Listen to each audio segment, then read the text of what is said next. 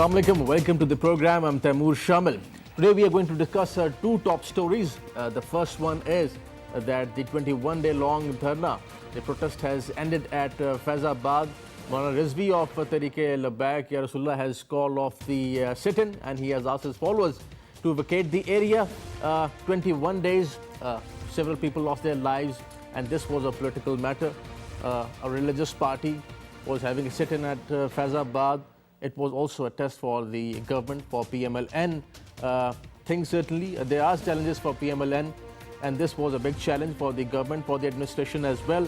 The Supreme Court had also ordered for the vacation of the Faizabad, but still, the people are there at Faizabad, and hopefully the area would be vacated today. We'll discuss about this story first, and after that we'll discuss about the Islamic coalition, Islamic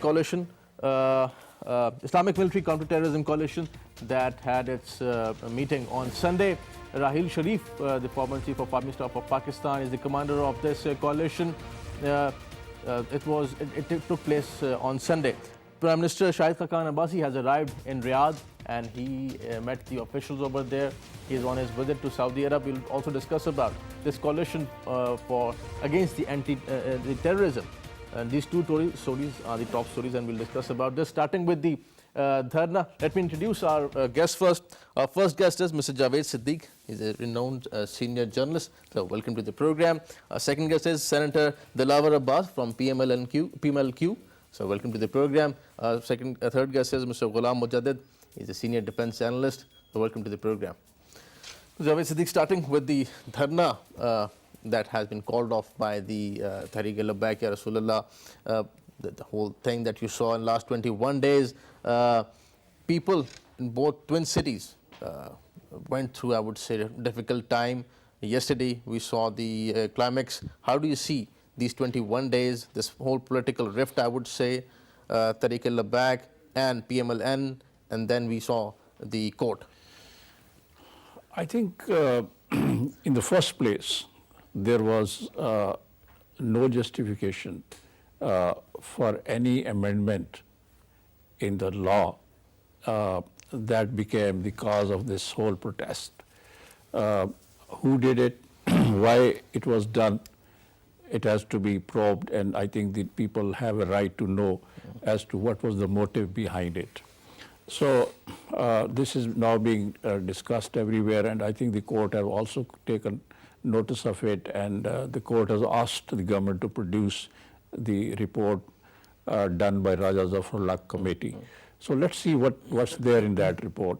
But I think, as they say, all is well that ends well. Now that this dharna is over, the trial and turbulence the people of the twin cities have undergone in the last 21 days has been very, very painful. I think the people suffered a lot.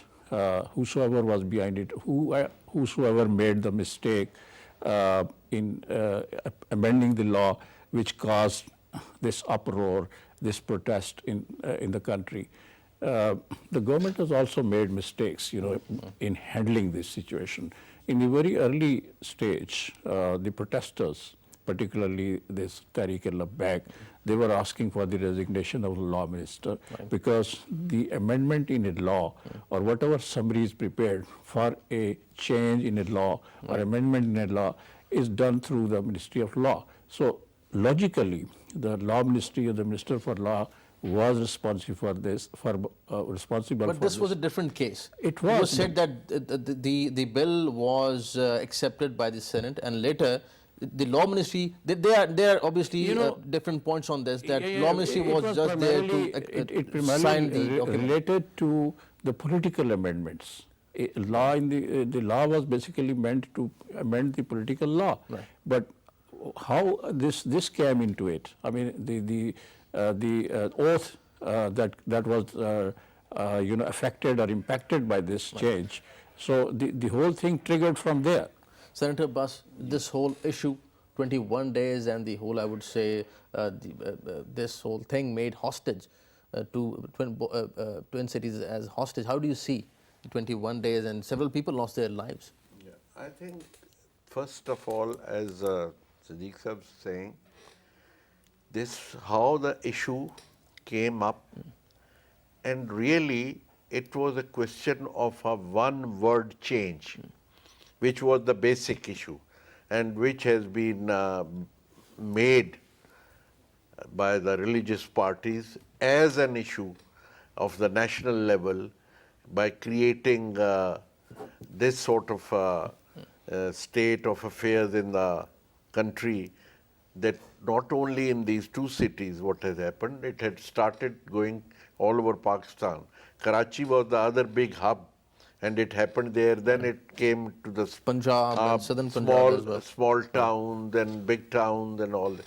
But I am saying, first there was no need between the affirmation Right. and the I solemnly declare, yeah. right, these two There words. was no need, and if it has been done on somebody's sort of, Will, let's say. yeah, somebody's from outside asking the government or the people concerned, or somebody concerned to do this or change for some sort of satisfaction, Right. I think There was no we need. as a nation, as a country, we should now be able to say no to things. That is what is happening with us, that we keep accommodating any request or any understanding from outside that this thing is very strong, that that oath is very strong, this word is very strong, this should be sort of. But we have to say this is our religious matter. What you have to do with our Prophet, if our Prophet is being kept by the Muslim world at that level where they are ready to sacrifice anything for this, for the Prophet's name and Prophet's, then why we should be accommodating such sort of request as a nation? Right. Mr. Mujadid, the precedent that has been set by Tariq-e-Labbaik is also, I would say, many people question the very precedent set by the Tariq. People can come in, 2,000, 3,000 people can come in, they can ask for the resignation, though the matter was certainly sensitive. There were religious sentiments involved. It wasn't that easy. How do you see the way government handled this whole situation? I think there is a continuity in the perceptions and in the actions that are taken by the civil society or the political parties or the religious parties over national issues. At one hand, it manifests our some sort of inexperienced approach towards national matters. I don't think that we would amend our laws because some outside state tells us to do so. I think this is a kind of a no confidence in our legislative, in Pakistan's idea, in the whole process of representation of the people. Then, Alhamdulillah, Pakistan was created in the name of, let's say, Islam, Right. given by the Prophet of Islam. And if you look at conceptually, it is not the Muslims of Pakistan. Any sane person on this planet would respect the Prophet of Islam, as indeed other prophets of Islam. So I think there should not be a skepticism in our law making bodies which are valid and which are very legitimate. For example, this committee, I think it is not one person that makes amendments in the law. The committee probably comprised 31 persons or something. I don't Right. know. A senator would know better. That Almost 21 people, What I was guess, the? 21, It was 21 or what? So it was not one person. And from all different political parties. by And the way. they're all from different political parties. Why do we, from the media, from everybody, only point out to one person as if he is just one Responsible for this, for all this? I think we should be honest enough to tell our people, look, we are also Muslims. I mean, we also regard. Okay, That's exactly the point. I mean, I agree with the point. I mean, we are also Muslims, and this is as much our concern as anybody else. We are not. This is not British India. for example, this is our country, our laws are made by us. And the very fact that a law or a particular wording has been used in some kind of an oath is indicative of the fact that in the changed circumstances, once it is in practice and there are certain problems, for example, there could be any technical problem, they are amenable to amendments. There is no problem. Senator Abbas' point is very, I would say, strong and valid, that in the first place, there was no need to, let's say, change the wording. That was the point, sir. I've already said if it was I've changed, already said it, that it was not justified, it was unnecessary, A.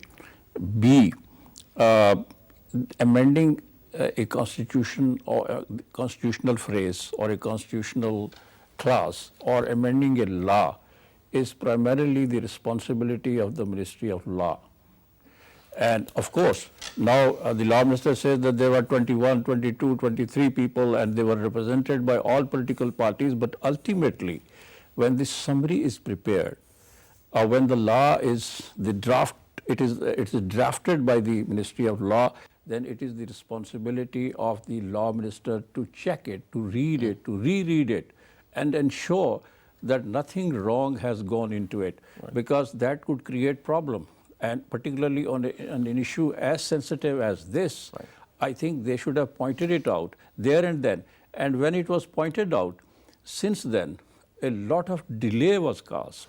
but there is another point that Mr. Ghulam Mujadid is, I think, pointing at, and that is the hype that was created around this whole thing. Do you consider that hype? Because ISI also submitted its report to the Supreme Court. The bench headed by Justice Faiz and Yeah, I know the report. Justice Alam, and they said that the whole, I would say, they wanted political gains, obviously, and they were preparing for the next election. They are preparing for the next election. Obviously, so this is political overtone. But obviously, why do you concede? Why do you give space to these people? Why do you make mistakes which are being exploited by your opponents? They are religious opponents or political opponents. Why to give point exactly to the opposition? Opposition. So I think the Dharna people or this Tehreek-e-Labbaik Ya Rasulullah was looking for this opportunity. And in the past they have done it. Back in 50s, there was a movement launched to declare these Ahmadis as kafirs, as non-believers. And subsequently in 1974, Khatm-e-Nubuwwat Tehreek was launched. Ultimately, the Ahmadis was declared as non-Muslims by the parliament. A constitutional amendment was made. So I think this is a settled issue. And if you are going to address these kind of issues and you are going to make mistakes with regard to these kind of issues, they are very sensitive and they are going to produce a very angry reaction that we have seen. And the reaction, Senator Abbas, was very, I would say, systematic. The way people came out in different cities. But the precedent that is set by this recent whole, I would say, episode, what do you think about it? Don't you think that it perhaps is getting, it's alarming for the twin cities, for Islamabad, for any government? In future, people can come out, 2,000, 3,000 people, sitting at Faizabad and they can get their points accepted. Lesson to learn from this whole episode is that you should be very careful about the sensitivities of the religion. And you know that what sort of a strength these religious parties and these mullahs have in our country. They have a very big nuisance value in each and every village. Where there is a mosque, there is a Maulvi, and that Maulvi has the specific place in the society, right, to announce and say, come out, this is happening to our religion, our prophet is being sort of being blasphemy and all this. But I'm saying that this lesson should have been in front of our people, that how the movements have started in our country. As Sadiq ne bataya ke Khatm-e-Nubuwwat and all. And before this episode and this agitation started, I think you will remember or you will recall there was the Khatm-e-Nubuwwat had already was coming out saying that this is challenging the Khatm-e-Nubuwwat and all this. But interestingly, there are many Sufi shrines. There are other school of thoughts as well. Sunni, Shia, Ahle Hadith, Salfi, and many others. They didn't join them, and they are all Muslims. They all love Prophet Muhammad sallallahu alaihi wasallam. Yeah, yeah. But they didn't come out to, let's say, join But these they people. all, Though why? but they all believe in the finality of prophethood. We do, but we're talking about the way politically this matter was brought up at Faizabad. So that's the issue. It was a political blunder. By both Committed- sides, by the PMLN, let's say, or by the Tariq Labak. Tariq exploited the blunder, Right. and PMLN or the people in power made the blunder. I think if you connect this incident, this episode, the recent that we have just seen and witnessed, it could be connected to the murder of former governor Salman Salman Taseer. Taseer, right. You know, the gentleman who killed him was ultimately he was hanged. Hang, right? Right. So therefore, I think that had aroused a lot of sentiments in Pakistan. Right. And this group, which actually arranged this sit-in at Faizabad, is the same group which had agitated the death of Mr. Qadri. Right. So they had another opportunity to exploit to their advantage. So, Mr. Mujadid, what now in, let's say, in the future, what are the lessons that we have learned, or have we learned lessons, let's say, when I say we, I mean PMLN, let's say, or the government, or generally the state, what do we learn from this episode? I think, sir, we need to change our narrative. We need to change our mindset. Countries do not function in the long run based on these prejudices that are used to mobilize a group of people and then dictate terms to the organized society. I would also submit that other than the government, which seems to have made many lapses, the society has made bigger lapses, and we are not realizing that. A society of 200 million people can become hostage to a very drastic idea, and we accept it. Instead of asking them, okay, is it the way that we should do that? Are we non-Muslims? Are we living in this? Is our parliament, is the law minister not a Muslim? Are you bigger than that? The ones who did not join them actually joined them by not saying the right things. Right. I mean, the millions should have come on the street and say that we love our prophet, and nothing will be done in this country that is against his teaching or that is against his God-given stature to the mankind, Rahmatul Alameen, and all that. We never did that. We are now trying to explain as if it was a blunder done in the normal course of blunders that are being committed by this unfortunate sitting government, and then they are responsible to arouse these feelings, and these people are already nuts. If they are, then is it not the time to say, well, your diction is not right, your way of protest is not right. This is not what Islam probably is. I mean, we need to have an organized society and an organized government. And people who were involved into this, they should say, okay, hey, we also did that, but this is our viewpoint. Right.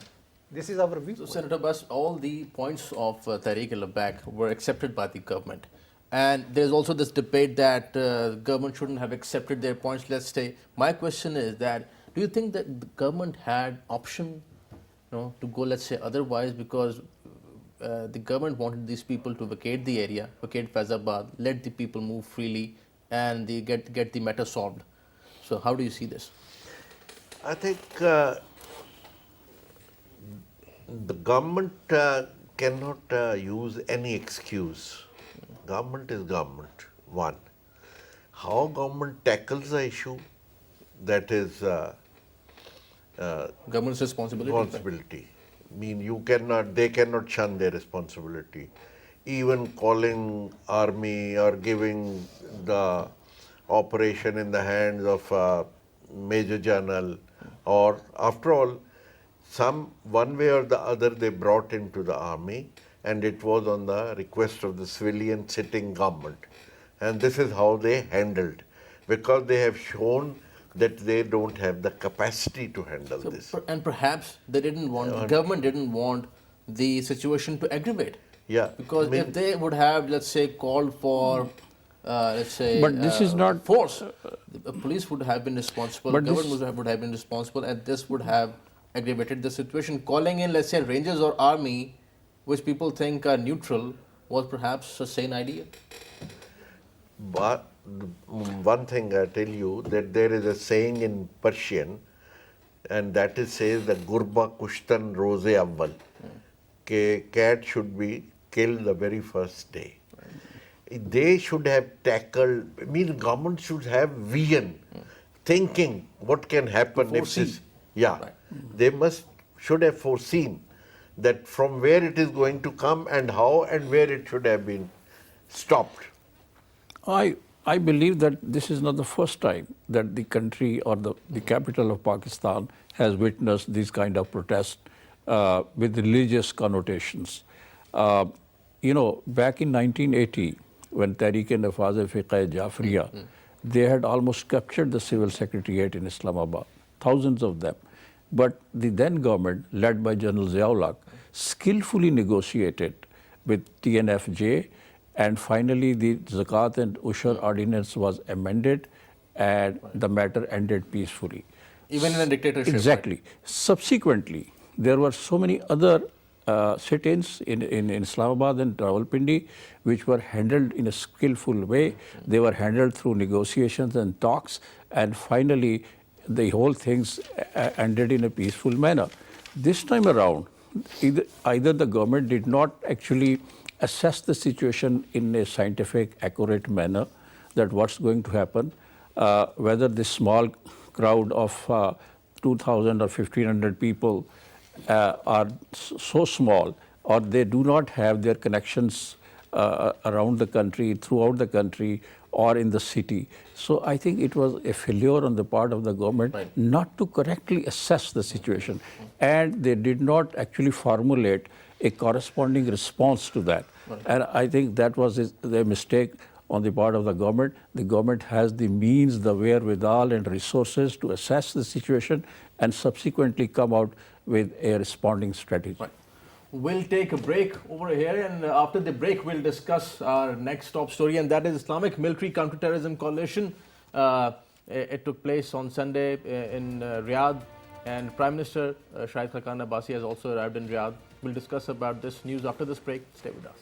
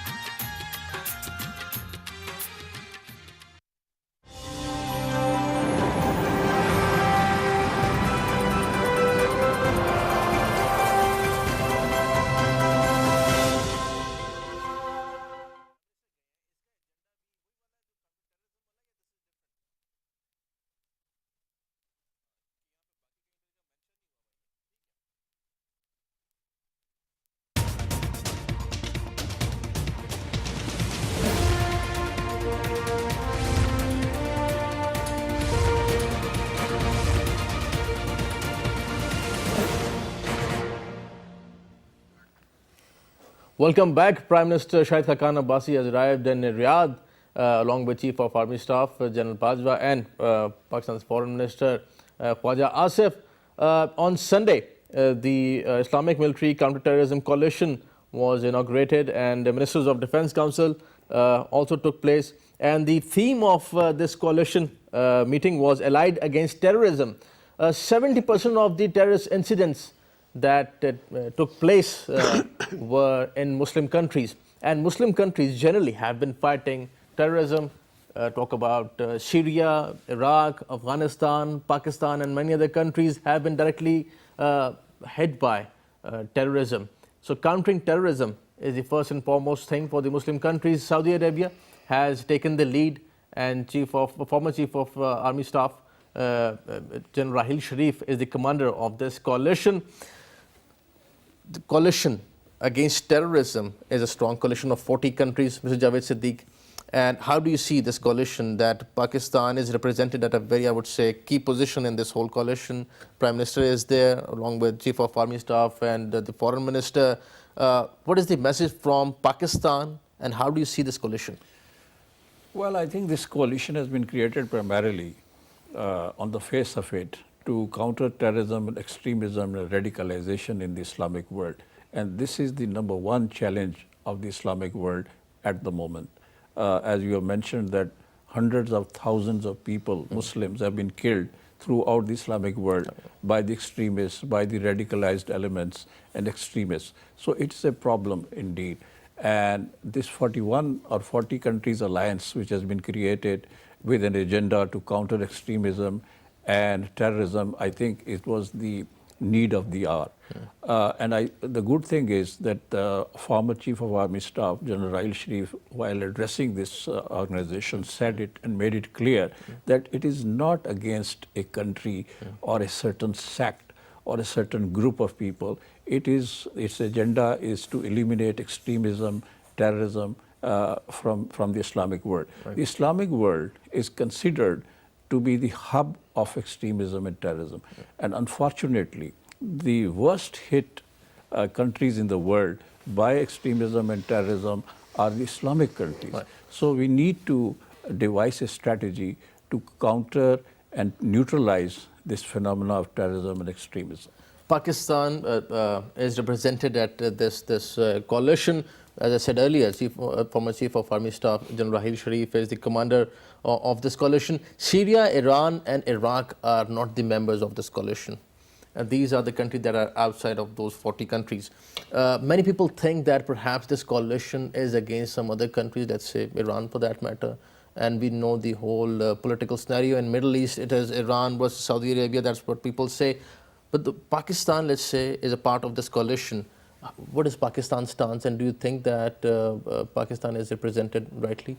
Since Prime Minister is also there and the Chief of Army Staff. Yeah, I think we have to, as a nation, as a country, show our neutrality and show our commitment to the words of the commander of this force, Mr. Rahil Sharif.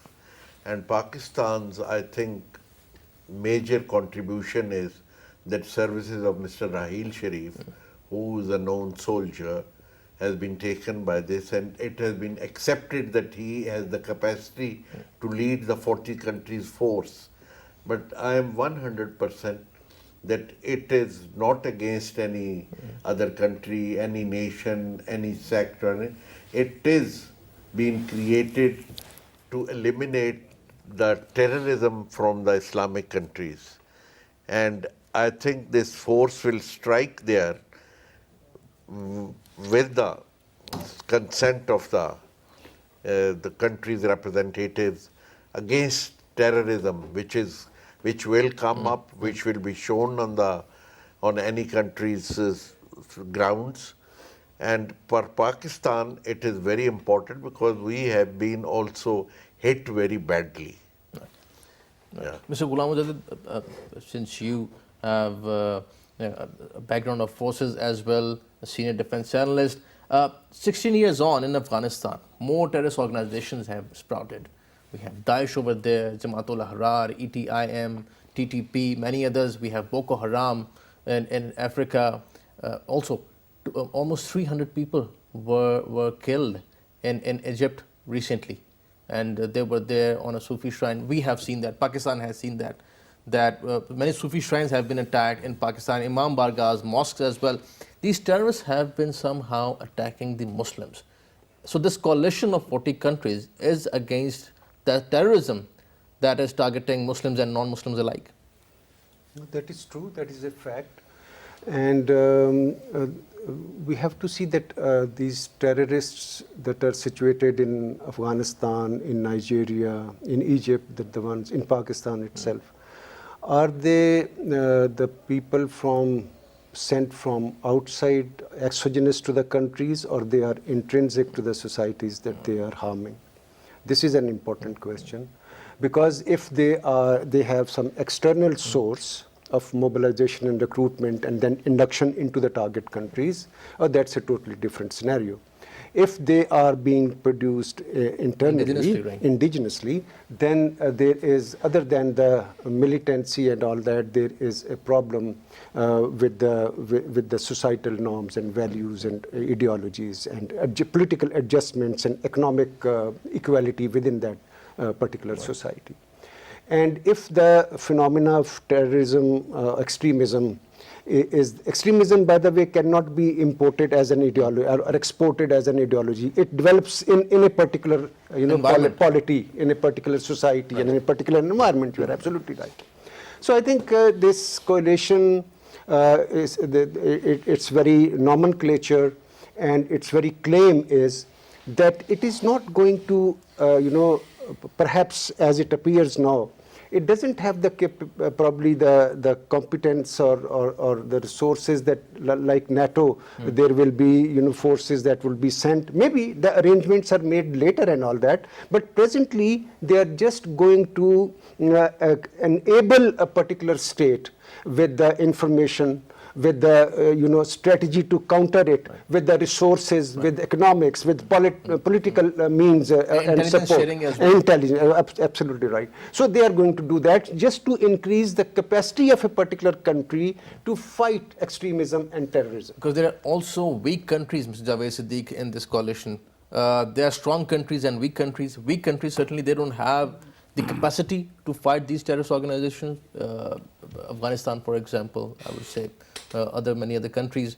And also, they don't have much intelligence to, let's say, share about these terrorist organizations. There are 2 points that are very important that Mr. Mujadid made.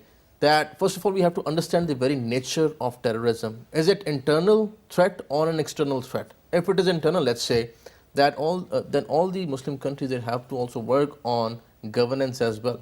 Because terrorism breeds in a specific environment. We have to change the environment. To my mind, I think there are internal reasons which have actually spawned and promoted terrorism and extremism and radicalization in the Islamic world. And there are extraneous reasons as well.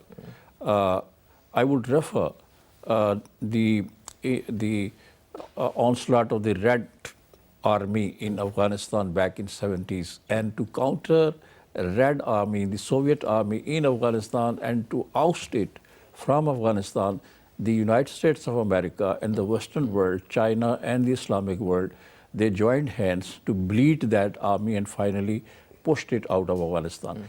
And most of those organizations, which are now which have now become a problem, a headache for the Islamic world, were actually created by the money of the Islamic of the Americans and the Western world, and they became a problem. Al Qaeda. Most of the leadership of Al Qaeda was brought into Afghanistan by the Americans to fight the Soviets. So ultimately, they have been living in, let's say, in Afghanistan, but then or finally, Pakistan or other countries. So this was also the responsibility of those countries as exactly. well. But what did they do? They actually created their own sympathizers throughout the Islamic world. They created their own following.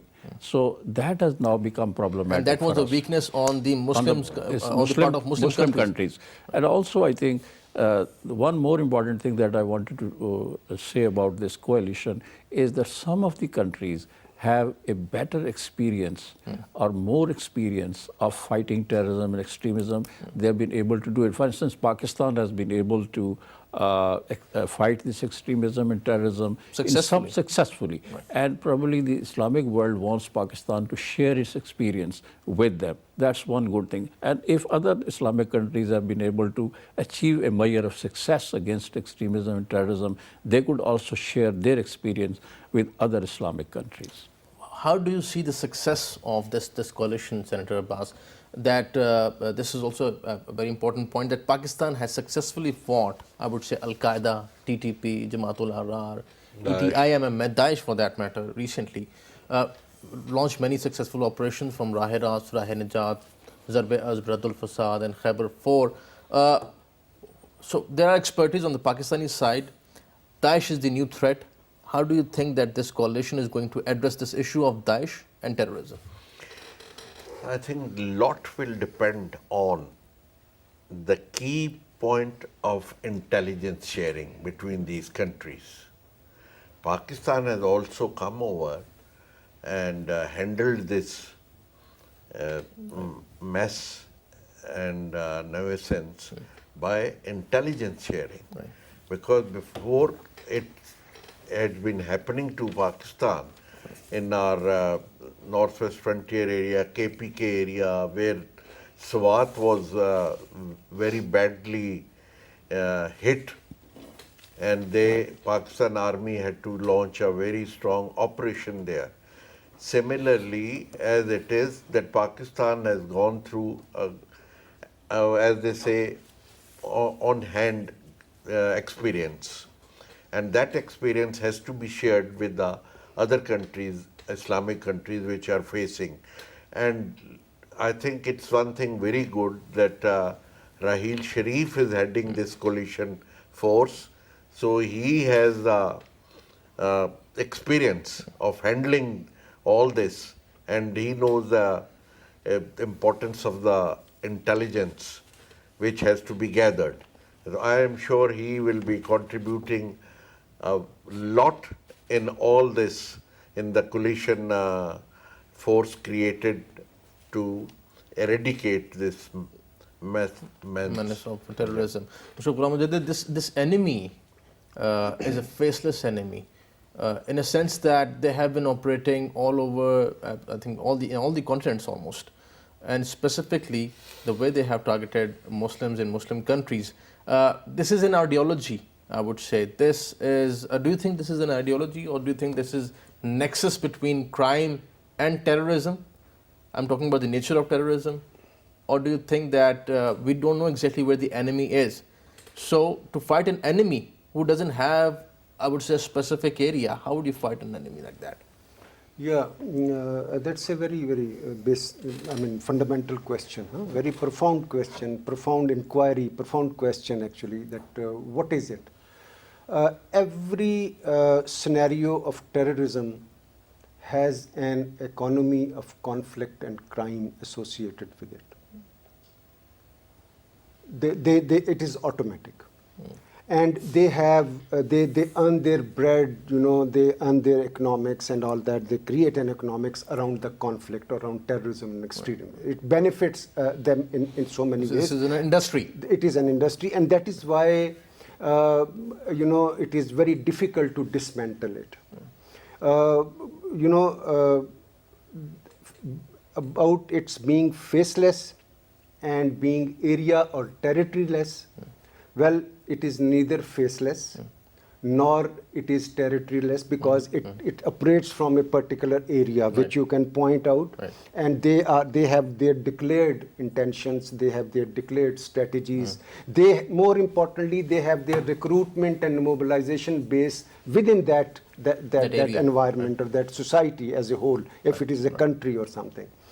So all these things are. But Daesh, for instance, has been operating in Syria, in Iraq, Afghanistan, Pakistan, and the threat is in Saudi Arabia as well. Exactly. Now we are talking of the transnational threats, threats from Afghanistan, traveling the borders, coming to Pakistan, for example, and similarly from Syria or from Iraq, vice versa, or from elsewhere. And they're using cyberspace as well. So they are doing. So I mean, the movement in the world has become, it is the means of communication, modern means of communication, and the modern regimes for tourism and travel, they are being exploited, just like any smugglers and all that they may be from Australia and having connections elsewhere. Sort of a mafia that is it's working. Mafia. Right? It is like a mafia. So they have the face, they have the ideology, they want to dominate a territory. So much so that they want to dominate states based on their so-called agenda and ideology or something. So they have a face. But what is faceless is that we need to actually sort out a strategy, a narrative, which is actually 80% of the counter-terrorism. 15 to 20% is the military, anywhere in the world. So we need to concentrate on this aspect more that you just pointed out. Gentlemen, thank you for joining us. Mr. Javeed Sadiq, thank you for your time. Thank you for joining us. Senator Dilawar Abbas, thank you for your time. Thank you for joining us. Mr. Ghulam Mujadid, that you're having on the program. Thank you for joining us. That's all from today. See you next time in next program. Thank you for watching today's program. Khuda Hafiz.